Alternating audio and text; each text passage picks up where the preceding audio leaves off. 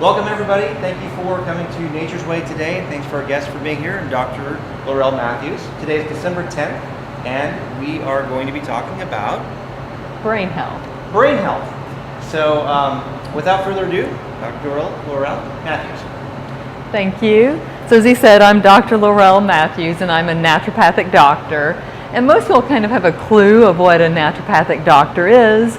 It does mean that I work with natural substances such as herbs and homeopathy and dietary supplements, as well as lifestyle interventions. But there's this key concept about naturopathic medicine, which is that we believe that the body wants to heal itself. And so a lot of natural medicine is about removing the obstacles that might be in the body's path and making sure that it has all of the things that it needs for its own healing mechanisms to work. For instance, if we're deficient in something like magnesium, we have many enzymes in our body that will be struggling to function properly, and the body can't calm itself or do whatever it needs to do using that nutrient. So this is particularly important when it comes to brain health, because even though we're focusing on this part of the body, things that are happening in the rest of the body can have a very dramatic impact on the brain. A really obvious example is, say you have an injured knee and you can't get out and exercise.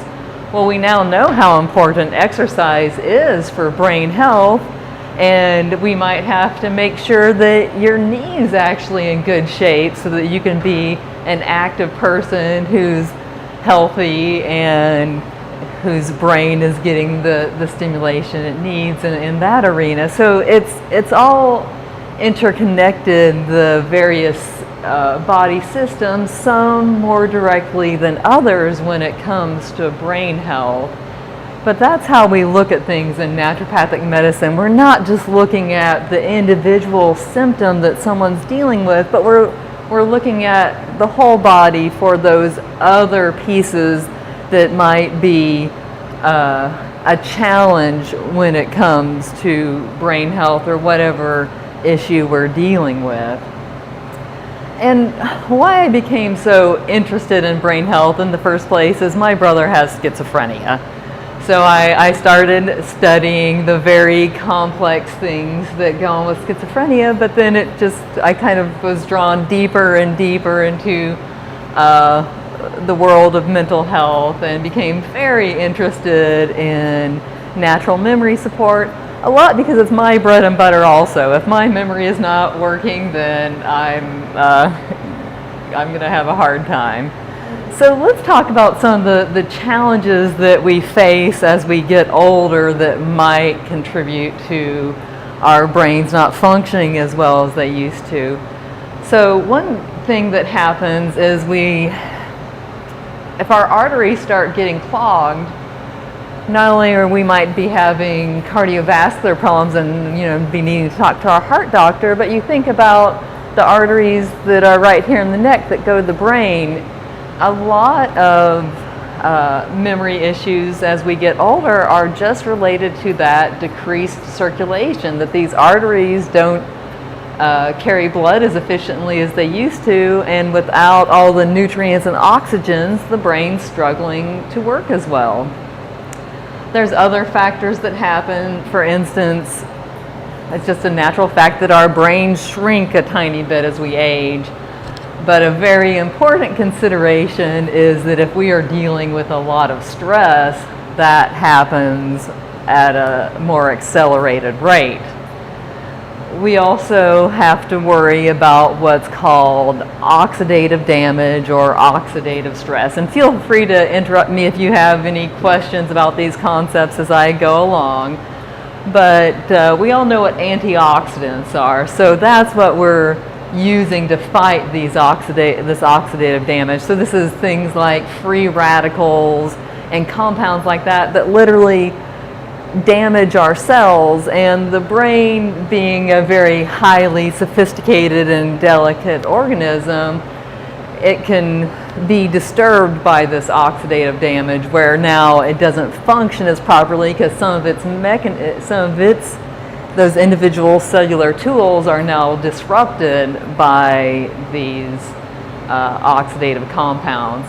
And then the last thing that happens as we age is there's literally can be a buildup of junk within the cells. So as our cells go through their natural process of burning energy and thinking thoughts and all these things that our cells are helping us do, they produce their own waste products. And yes, our body's designed to clear out waste products, but sometimes those processes are not well enough balanced and those waste products build up, and it kind of literally gums up the works and makes it harder for all these sophisticated mechanisms to work. So fortunately, there's things that we can do about all of these different considerations. For instance, they've finally figured out why we have to sleep 8 hours every night. It turns out that sleep is the brain's cleaning cycle, that this is literally what's going on. In fact, the brain slightly alters its shape while we're sleeping to expand the vein-like structures in the brain that help the waste products flow out. So it's kind of like during our sleep, we're focusing our energy on cleaning up all the waste products that built up throughout the day. And without this cleaning cycle, as in without adequate sleep at night, there are increased risk for dementia. It's been shown that people who are only getting about 6 hours of sleep at night are at greater risk for a number of disorders, from diabetes to dementia. And so there's very important things that go on while we sleep. And yes, we might need to have an entire talk that's just about sleep, because I know that there's many people who are struggling with that issue and not getting as much sleep as they wish they were. Well, please do that. Okay. Because, I mean, and do this other medications or other things that you take at night to help you sleep, does that prevent that opening? She's asking if some of the medications that we take to sleep at night, if they're interfering with the brain's natural cleaning process. You know what? We don't know that for a lot of medications. How about for the natural ones?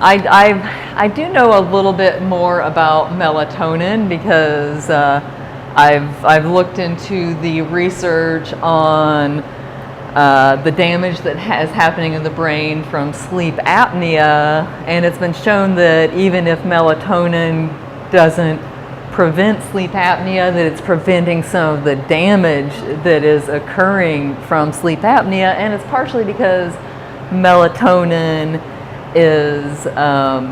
has some natural antioxidant properties of its own, so it seems to have some benefits there that are helpful to the brain's natural processes. And it's what the brain is naturally making to help us sleep. So many people do choose things like magnesium or melatonin as their initial starts. And then the herbs that are used for sleep, things like valerian and things along those lines, it does appear that those are sort of brain toners. So I would use those without hesitation. For instance, it was shown that drivers who use valerian at night had better reaction times and driving skills. How about GABA? The natural supplement GABA, I don't know, other than, again, it is something that the brain naturally employs, so probably isn't interfering with the brain's processes. Great questions.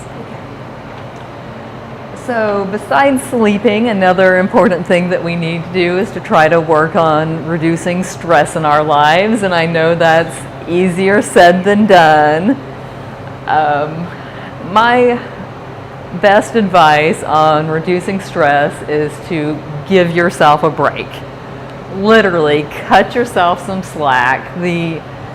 One of the most useful definitions of stress is that it is the difference between the demands put on us and our ability to meet those demands. Well, we are frequently the people who are putting some of the most demands on us. And while it's important to have a little bit of stress to kind of push us, you know, we don't want to just be stagnant. We also have to be thoughtful in the demands that we put on ourselves, because if we're stressing ourselves out by being, I should do this, I should do this, I should do this, we're really not helping ourselves in the long run. So that's a very important step to helping reduce stress. And then later I'll talk about some of the herbs that are useful in this arena.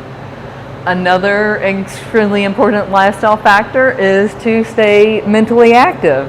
And this doesn't mean you have to go out and spend a bunch of money on fancy brain things. It really just means being engaged in the world. You know, people talk about doing puzzles or things like that. Absolutely, you know, looking at art, doing puzzles, you know, there's a huge variety of things that you can do. And really a key about brain activity is that if you can involve learning something new as part of your activity, whether it's just looking at a piece of artwork you've never seen before, or maybe it's learning a new card game with your friends, or maybe it's driving a slightly different route to the grocery store, that newness seems to be a great brain stimulator. You know, maybe you just give yourself a word a day that you're going to learn. So it's really just about engaging these facilities. I mean, I also try to memorize things I don't need to. You know, if I only need to get 5 things at the grocery store, try to do it all from memory just to keep everything firing. And then I mentioned earlier physical activity. It is about as important as the mental activity. They've shown that people who exercise more retain their reaction times faster as they age. So being physically active is very important for the brain. From that circulatory point of view also, making sure that this organ in the body that has very high energy and oxygen demands has what it needs. And then you'll notice on your handout that I list 5 activities, and I say if you do 4 out of these 5 activities, it'll help reduce your chance of dementia by 60%. But when you look at that list, what would you think I was talking about instead of mental health? Physical health, cardiovascular health, exactly. That list is nearly identical to the list that you would look at for having lower chance of heart attack. In fact, the statistic is nearly the same. If you are exercising, don't smoke, maintain a healthy weight, you don't drink too much alcohol, and you eat a healthy diet, it has a profound effect on multiple systems in the body. You're going to be less likely to get diabetes, less likely to get heart disease, and there's a very particular reason why this list looks identical to what we would consider when we're trying to prevent heart disease, and it's because the heart and the brain share a lot of attributes in common, believe it or not. It's that they both have extremely high energy and oxygen demands. That's why the heart is vulnerable to those arteries getting clogged.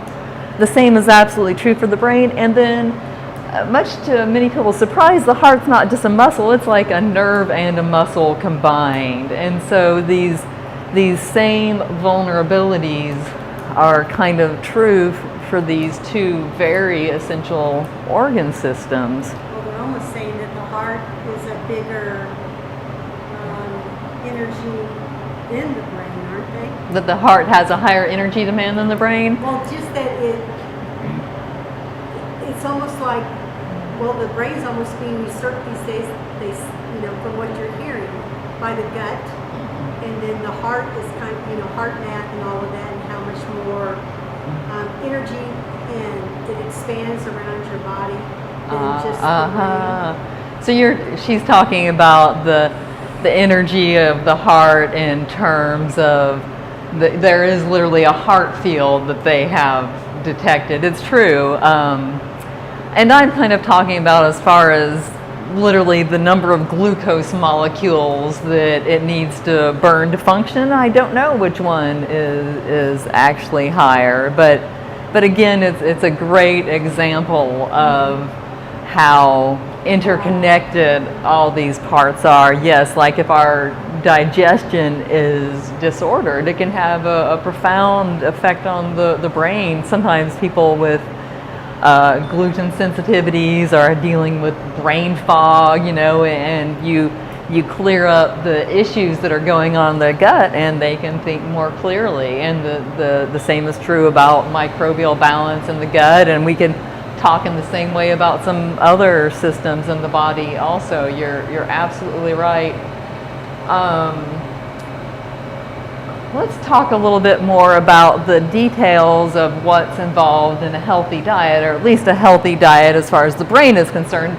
Though again, this healthy diet is going to have a lot of overlap with what's considered to be a heart healthy diet or a diet to help prevent diabetes. And really the key thing of a brain healthy diet is lots of antioxidants.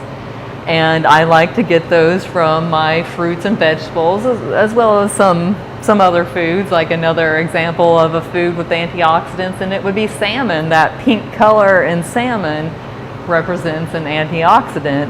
And as a general rule, when we're looking for antioxidants in the diet, they follow color. Most of the antioxidants tend to be very brightly colored substances, and so you want diversity of antioxidants, and so you choose a diverse color palette for your plate, for your fruits and vegetables. And I always pick the most highly colored version of a fruit and vegetable that I can. For instance, I buy purple cabbage over green cabbage, and red grapes and black grapes over green grapes, and even yellow onions over white onions, because I know that whenever there's a color present, it represents one of these antioxidants. And a very, very important color for the brain and the heart is purple. Or we nearly see it as black in some cases. For instance, blackberries. There's purple colored antioxidants in nearly all of our berries, and these purple colored antioxidants are extremely important for the health of our blood vessels, literally the health of the blood vessel linings. And so this helps brain health and heart health, as I was mentioning, and not just getting blood to the brain, but making sure that inside the brain those vessels have better integrity. And so again, I choose dark colored berries, so there will be some of these antioxidants in strawberries, but the blueberries, which are darker colored than strawberries, will have higher amounts of these antioxidants. And it's actually the same antioxidant or the same family of antioxidants in things like black beans and blue cornmeal. So you can get these antioxidants from other things other than just your fruits and vegetables. But again, picking those more darkly colored foods is a great choice for brain and heart health. Another vegetable tip that I love is that eating bell peppers can help prevent Parkinson's. So we know that we would never recommend that anyone smoke cigarettes because of all the other damage that it does to the body, but it turns out that nicotine is protective for the brain.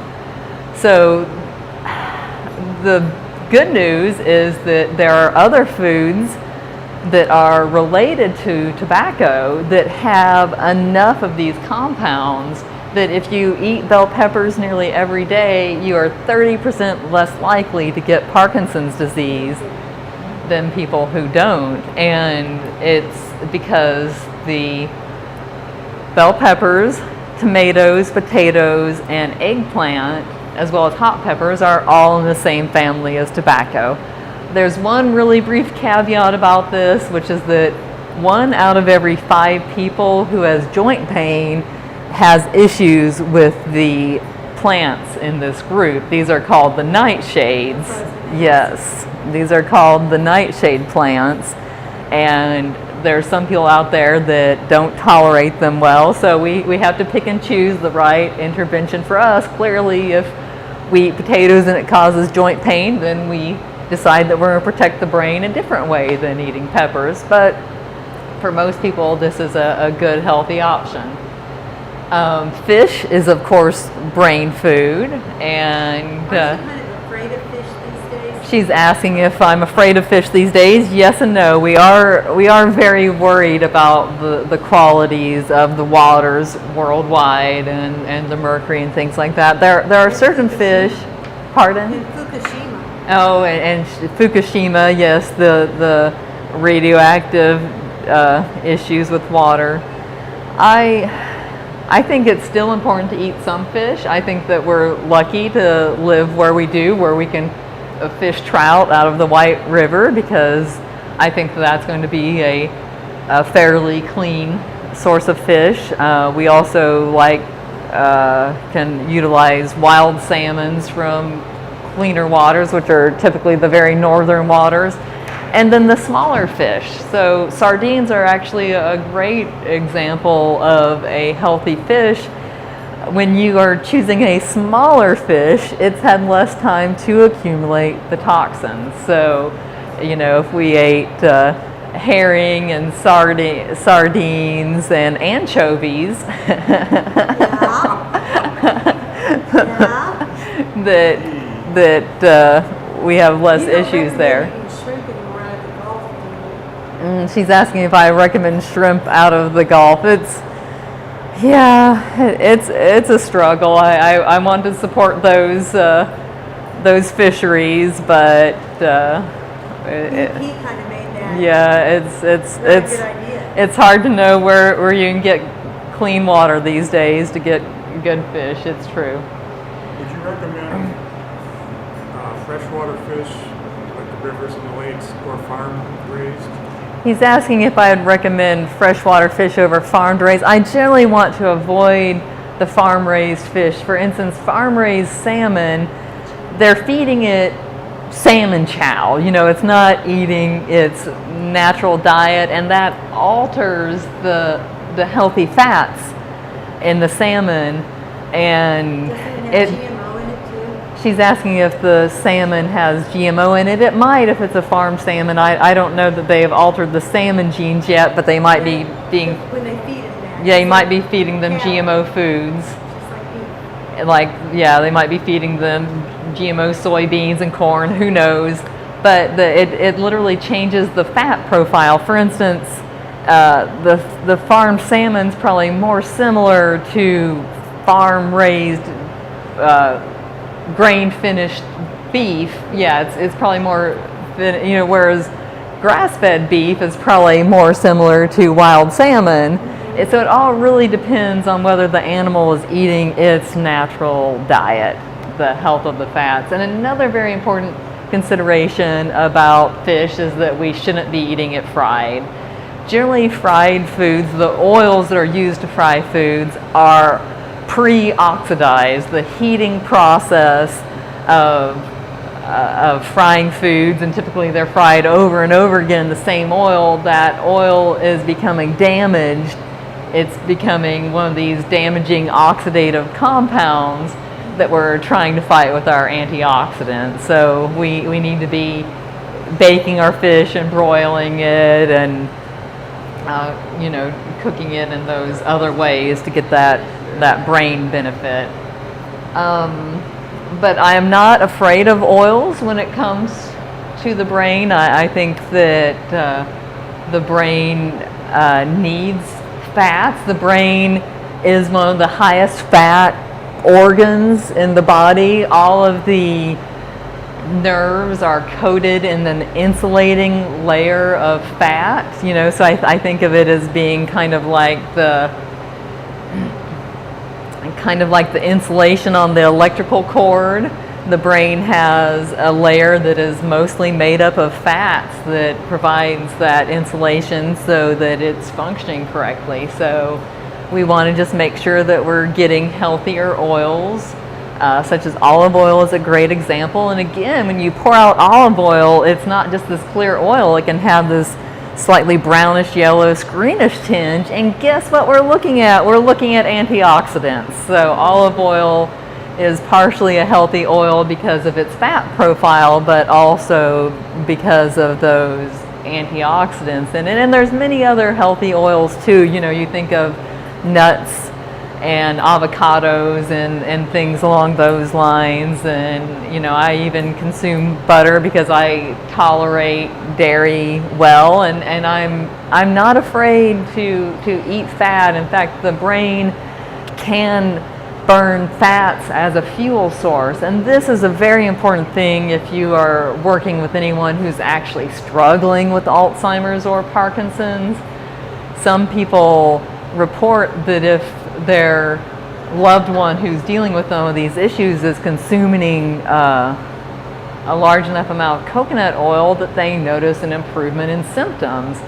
This is actually because when we're that far into the disease process, our ability to burn sugar in the brain as a fuel has been damaged, but we can still burn fats as a fuel source. So it is not that everyone is to that point where they're needing that alternate fuel source, but it makes us aware of the fact that fats can serve this role, and we shouldn't necessarily be afraid of them. Finally, I wanted to mention that we can have some fun on our brain healthy diet, which is that we're allowed to eat chocolate. So now, sugar is not a brain's best friend. One famous doctor who deals with dementia describes Alzheimer's and dementia as diabetes of the brain, which is true for to some extent. As I mentioned, it can get to the point where the brain is having trouble using sugar as an energy source. And when we eat sugar, it increases the rate of, it can increase the rate of oxidative damage in our cells. So we do need to be cautious with the amount of sugar that we consume. But this, as I mentioned, this one doctor, he takes his patients off of all sugar with the exception that he allows them some chocolate. So I think this is because he's a practical man and knows that everyone's going to ignore him or be kicking and screaming if he takes chocolate away, that this is a very essential nutrient for some of us. But it is not just that. There again are antioxidants in chocolate that have been shown to be useful for the brain. So they've done, for instance, studies on seniors where they have them consume cocoa as their chocolate source and have shown some memory improvements. So we can, it doesn't necessarily have to be cocoa though. I prefer to buy the very darkest chocolate with the highest percentage of cocoa solids in it and the lowest amount of sugar.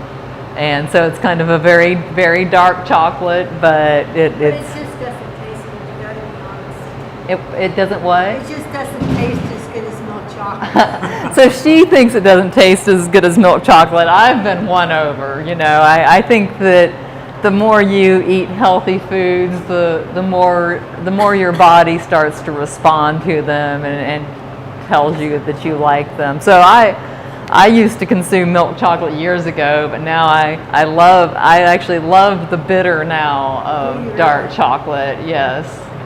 I haven't got, but I'm not a chocolate. She's not a chocolate girl, so we can understand. Ignore me. Yeah, we can understand. Another important consideration is to consume organic foods when possible, and this is because pesticides have been linked to dementia and Parkinson's. For instance, farmers and farm workers have higher rates of Parkinson's, as do people that live in rural areas, and they've tied all of that to pesticide exposure. And whenever we eat fruits and vegetables that are not grown organically, we are likely being exposed to pesticides. But the Environmental Working Group looks at this every single year. They buy conventional produce items, they wash them thoroughly, and then they analyze them for pesticide residues, and they tell us on their dirty dozen list which foods have the highest amount of pesticide residue, and it tends to be the very delicate, succulent foods like strawberries. Blueberries will always be number. Blueberries, strawberries, apples, lettuce. It tends to be these very delicate foods, whereas if you saw them in a grocery store and there was a bite out of the strawberry, you're not going to be likely to buy it. And the farmers know that, and they spray the bejesus out of them to make sure no bug bites the strawberry. But then unfortunately, those pesticides are passed on to us. So I always study the Environmental Working Group Dirty Dozen list and make sure I'm either not eating those foods or eating those foods organically. And so it's those berries that I talked about and lettuce. And then they also have a list called the Clean 15, which are the foods with the lowest pesticide residue. Many of the foods on that list have a peel that you remove, like an avocado and a banana. So again, it has its own protection. It doesn't need to be sprayed as much by the farmer for them to grow a crop that appeals to the consumer. Plus, we're peeling off the very outside part before we eat it.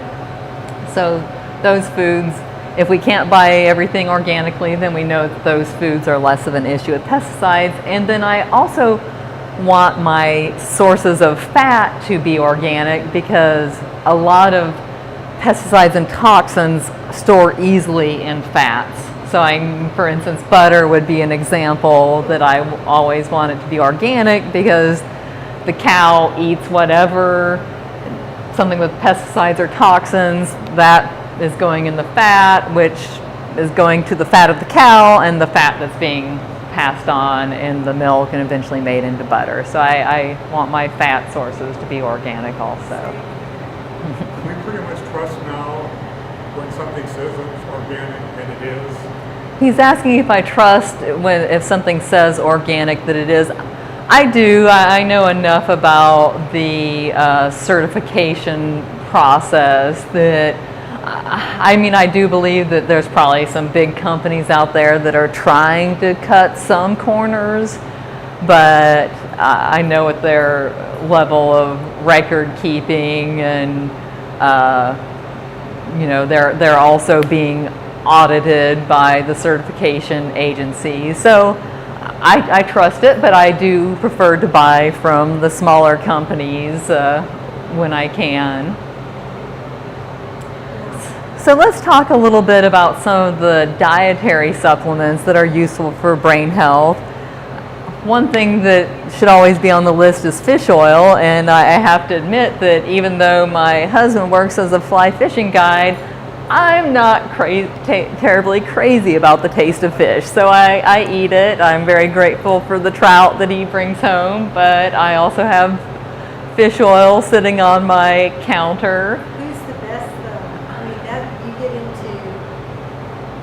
I've heard so many and read so much about different companies not having really good quality fish oil. She's asking which is the best company who has high quality fish oil. I do agree. I think it's a consideration. I don't like the cheap fish oil. I generally don't endorse brands, but I will mention the brand Nordic Natural as an example, who does make a very clean fish product. I'll tell you a funny story that tells you a little bit about fish oil quality. Whenever I have patients come to me that have their fish oil and it's a brand that I don't know if I can trust, or I suspect that I can't trust, like it comes from maybe one of the large retailers and it was one of their brands, I actually bite into the soft gel and I taste the oil, and it tastes, the oils from the low quality brands taste much worse, and people often burp after taking them. If they took the same high quality oil, that same oil from a high quality company, they are much less likely to burp. And in one of these examples, when I did this, I tasted it, I'm like, oh, this is terrible, get a better brand. And she said that later she tried to give the terrible brand to her dog, and her dog did this. Stuck its nose up, refused to eat that. She got the better brand, was taking herself, tried giving it to her dog. Her dog approved of that one, would take the good brand. They can smell so They much could better. smell I the... would take a dog with me instead of biting them. You're right, I should ask if I could borrow her dog. Oh my gosh, Yes. because I can't imagine tasting the rancid.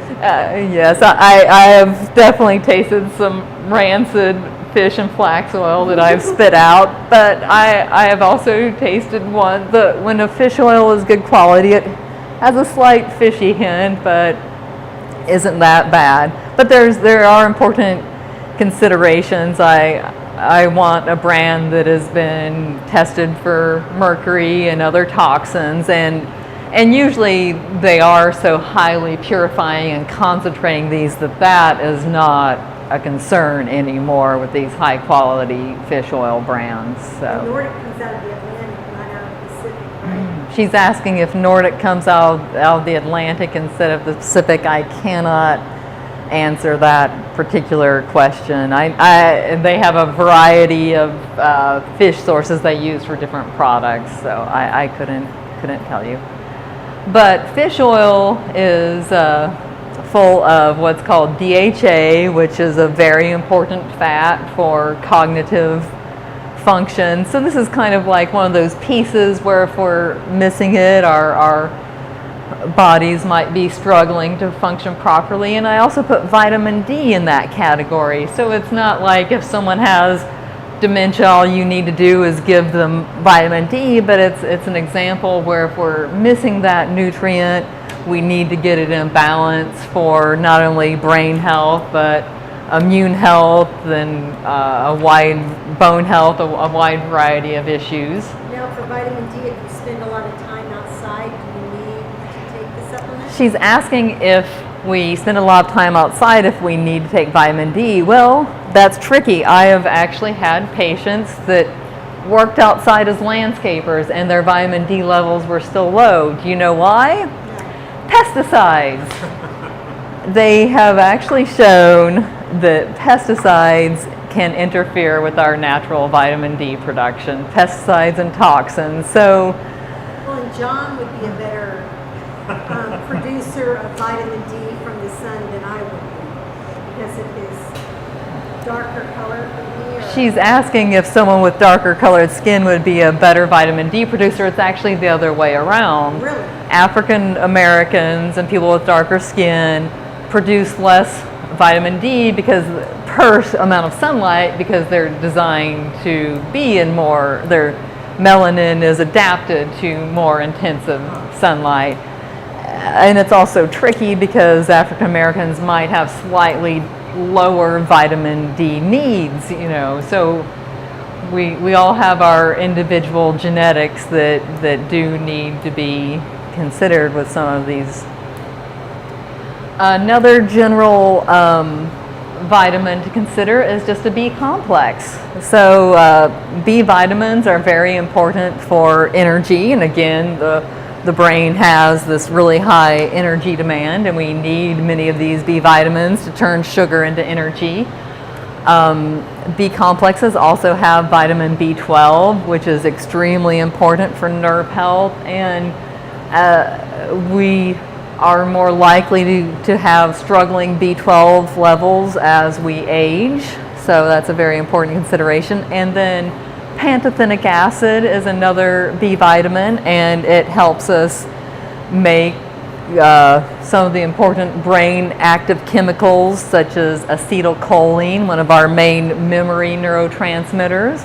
And then it also helps balance out our stress response a little bit. So these B vitamins are useful for energy, stress, and the proper production of our brain chemicals. they smell so bad. Pantothenic, is that what it's called out in the store? Pantothenic acid is what it's called in the store, but it's usually a part of the B complex, so we might just Depending on an individual's need, I might just do the whole complex to get the range of things. Does the complex usually have enough B12 for most people? She's asking if the complex has enough B12 for people. It depends on the blend. And another consideration with B12 is it is very hard to absorb. So sometimes I do like extra B12 on the side in a liquid or chewable form where we can do some of the absorption through the mouth. It is an area of concern, definitely with B12. Another fairly popular supplement is Coenzyme Q-10. Again, this is a supplement that we mostly associate with heart health. It is useful for heart health because Coenzyme Q-10, it's an antioxidant, but it is also a vital molecule for energy production. In our cells, we have little organelles called mitochondria that is actually where we produce our energy. We think of it as like the little coal power plant of all of our cells, and those mitochondria do not function well without CoQ10. So that's why many people with heart issues benefit from CoQ10. It's helping the heart make all the energy it's needs. The exact same is true of the brain. N-acetylcysteine is another supplement that I have on the list of things to consider. It's for a totally different reason. This is an amino acid, but it is a very important amino acid for our bodies to make glutathione, which is one of the most important detoxification molecules in the body. So this is about thinking of some daily detoxification support to help protect our very vulnerable nerves from toxins. I kind of consider the brain and the nerves to a little bit be the canary in the coal mine when it comes to toxins. These are highly sensitive tissues that are likely to be disrupted before other systems in the body. So I think that we really have to think about making sure our brains have some protection. What would that be called? What would what be called? The N-acetylcysteine. It's called that on the shelf, or often it just goes by its initials, NAC, and it's usually sold with amino acids. Another great supplement for the brain is phosphatidylserine. I know that's like a spelling bee word, yes. So phosphatidylserine, sometimes this goes by PS for short, but this has been shown again to help the brain make acetylcholine, a very important neurotransmitter when it comes to memory. And it's also been shown to support mood balance, and all of these studies were done with seniors as opposed to college students, where most of the memory studies are done on college students because they have a whole bunch of them captive on the campuses, but they actually did these studies using seniors and had both beneficial outcomes for mood and memory. So it's a great supplement. In fact, I always tell the story when we were studying for our board exams. My best friend and I were studying together, and she's like, I love this phosphatidylserine. It makes me feel like a genius. So she thought she could notice the difference. A totally different approach to brain support that I use is employing homeopathic remedies. I do work for Laurell Laboratories as their product designer, so this is my full disclosure, but they make a great product that's sold here at Nature's Way called Vital Brain Energy, and we literally developed it for people who were struggling with memory issues, or even kind of, we named it Brain Energy because we were thinking of kind of mental fatigue. You know, you're using your brain and you're literally feeling tired from those circuits firing so hard, and this is a different way to approach it that kind of again supports the body's natural healing mechanisms is kind of the key to homeopathic remedies. Now let's talk about some of the brain useful herbs. So most people have heard of ginkgo biloba. What they don't realize is that ginkgo biloba is actually a circulatory herb. This is a great herb for supporting circulation, and that's mostly how it helps memories as we age, is by making sure we're getting the oxygen and nutrients to our brain. So especially if someone is dealing with circulatory issues elsewhere in the body, this is a good herb to consider. It's often paired with another herb called Gotu Kola, which is actually one of my favorites. It works a little bit more directly on the brain. Gotu Kola is considered to be a rejuvenating herb in Ayurvedic medicine, which is where it's traditionally from, and that's because it both supports the brain and connective tissues and skin health, so it has all these various benefits. And it's been shown to be very high in antioxidants and to help the brain's process of making connections between the brain cells. And these connections that the brain cells form are a very important part of our creation of new memories. So this is an herb that supports those processes. I'm also really like herbs like ginseng and ashwagandha. This goes back to what I was mentioning at the beginning about stress and how stress makes our brains shrink faster. So these herbs, they don't take the stress out of our lives, but they reduce the negative impact that stress has on our body. And they also support our energy and endurance. So it's not like, taking ashwagandha or ginseng is like drinking a cup of coffee. It's more like you can keep going longer after you've toned the system using these herbs, and athletes love these herbs for that reason. Stamina. Yes, they help us stay more active, and that these herbs have been shown to help people perform on the little tests that they give them and the experiments. So they've been shown to do better on memory tests, and we think that there's some brain boosting attribute to these herbs outside of just their stress reducing attributes. So I think with the level of stress that most people struggle with in this country, that probably nearly everyone should have one of these herbs as their good friend. A last herb that I wanted to mention is turmeric, and this is an extremely popular herb, but what do most people think of when they think of turmeric? Curry. What was that? Curry. Curry, yes, they do think of curry, and that's a great point.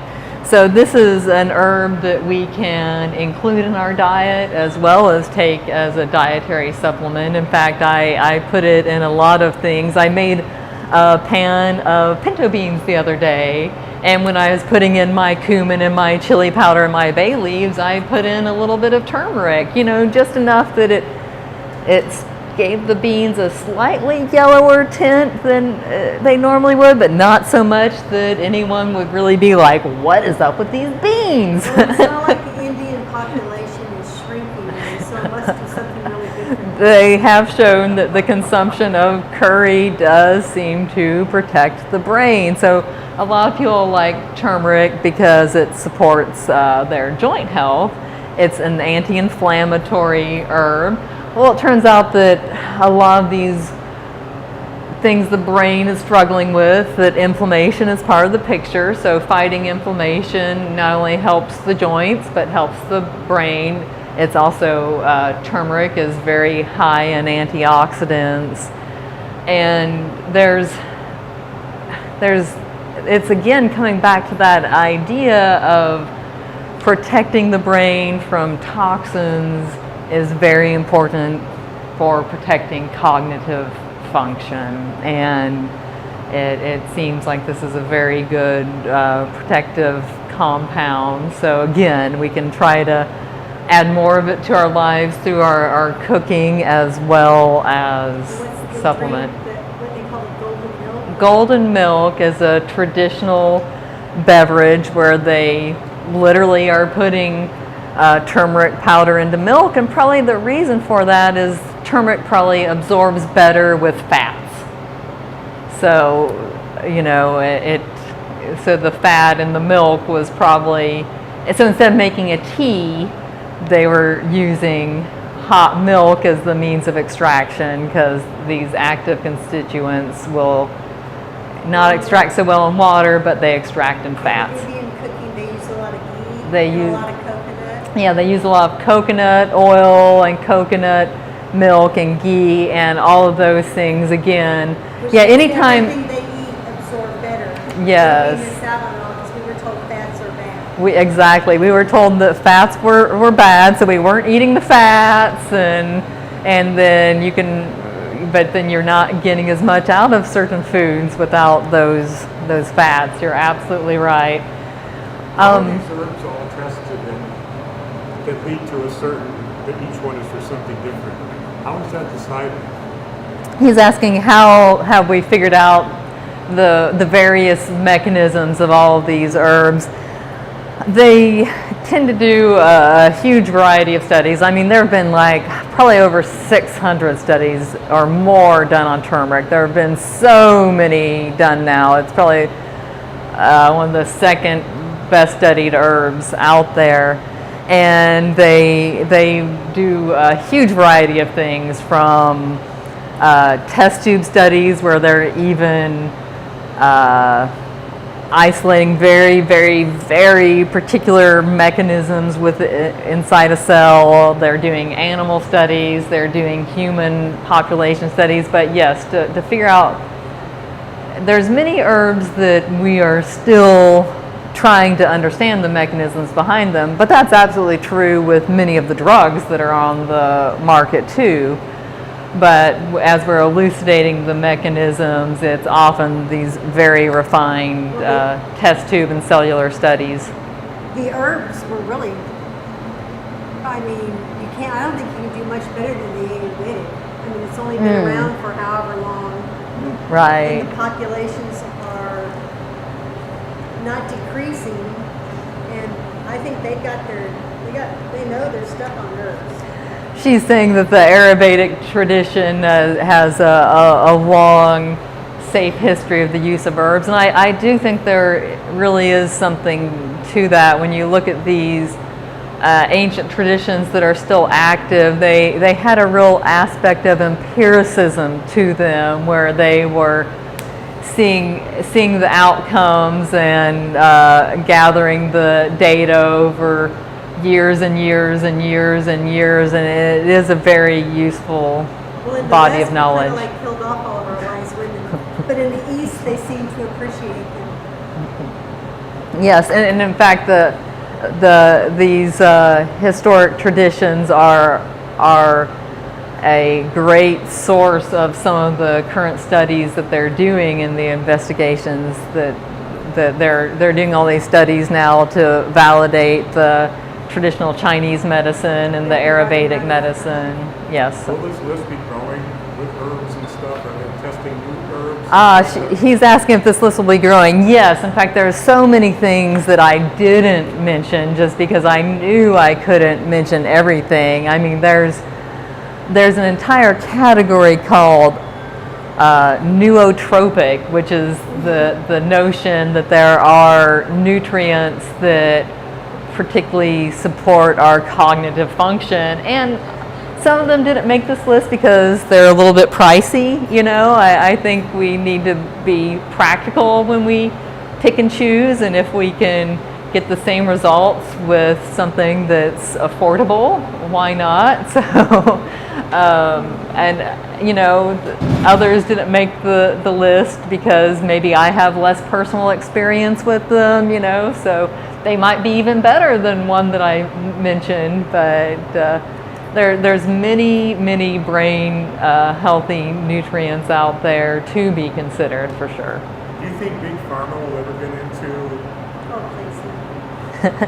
I know that's a terrible thing, but will they be getting into the more homeopathic stuff, or? He's asking if Big Pharma will be getting into the natural products market. They absolutely have. There's several brands that have been bought out, several dietary supplement brands that have now been bought out by large pharmaceutical companies. So they see the potential. Google that and find out which ones have been? Yes.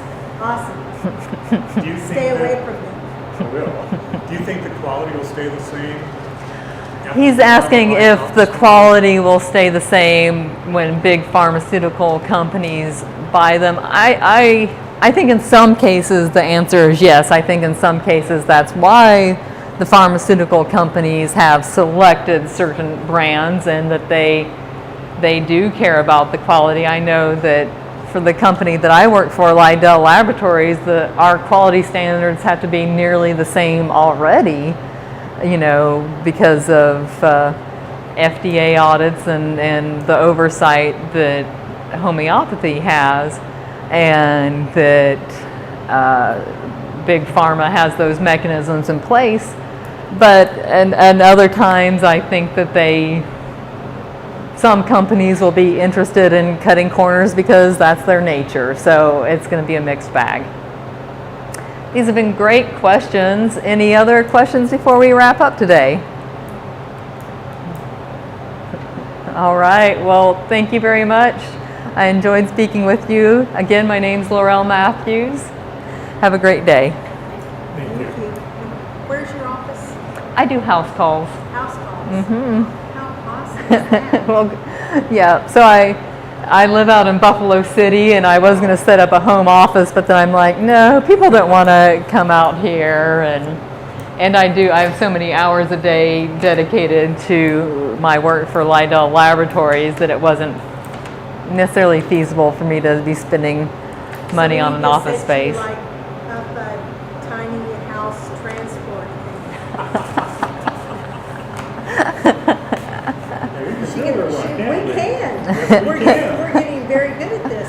And so you have a little homestead. Is that what you do? And have you done ducks yet? No, I don't think I'm going to do ducks. I've heard they're too messy. Oh, I love my ducks. I bet. I will bring you some Welsh Harlequin eggs, and you'll have to try them. Okay. They're delicious, aren't they? But you have to go looking for them all over. Yeah. Pretty much lay them in there. There's some now. The chickens aren't as good. We didn't set up their nesting boxes in time. It was a human error on the chicken. I know it. But somebody back there wasn't behaving like his card said. He wasn't listening correctly. But so you grow your own vegetables? Yes, we have a small produce garden and grow our own vegetables, and the only meat that my husband eats is fish or meat that he hunts. So we eat mostly venison and the chickens we raise and some turkey. Kill your chickens? Roosters. So we hatch out our own chicks in the spring, and the nice thing about roosters is they are such jerks that it gets to a point where you want to kill them. Yes. So you've never done any Cornish cross or anything to this point? No. See, I think I might do some Cornish cross because I want their feet. Their feet? For the broth. Oh, Because they make it really good, but I don't want to trust anyone else's feet. Understandably, Because I yes. don't have any pesticides anywhere on my stuff. Mm-hmm. Or there haven't been any in years and years and years. You want their feet. Feet. Oh! Okay.